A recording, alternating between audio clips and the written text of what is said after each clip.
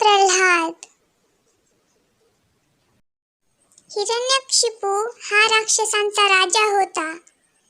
त्याने ब्रह्माची कडक तपश्चर्या केली. ब्रह्मा प्रसन्न झाले. त्यांनी हिरण्यकशिपूला वर दिला, कोणत्याही शस्त्राने आणि कोणत्याही माणसाकडून तुला मरण येणार नाही. या वरामुळे हिरण्यकशिपू फार गर्विष्ठ आणि क्रूर बनला. आपल्या राज्यात देवाचे नाव घेण्यास त्याने बंदी घातली. हिरण्यकशिपूचा मुलगा प्रल्हाद हा देवभक्त होता. तो सतत नारायण नारायण म्हणत असे. हिरण्यकशिपूने त्याला बजावले, खबरदार पुन्हा देवाचे नाव घेतलेस तर.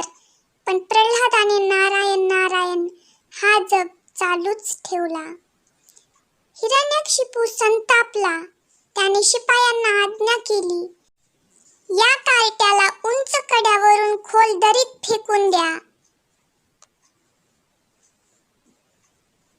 शिपायांनी प्रल्हादाला दरीत फेकले.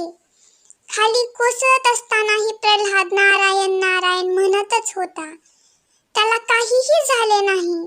नारायण नारायण म्हणत तो राजवाड्यात परत आला.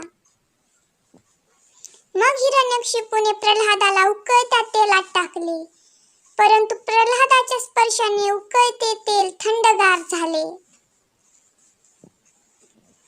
हिरण्यकशिपू पिसाळला. त्याने हुकूम सोडला, याला माजलेल्या हत्तीच्या पायी द्या.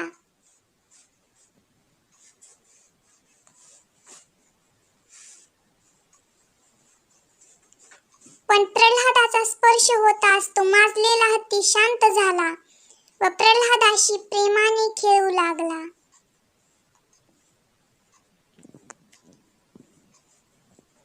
प्रल्हाद नारायण नारायण असा जयघोष करतच राहिला.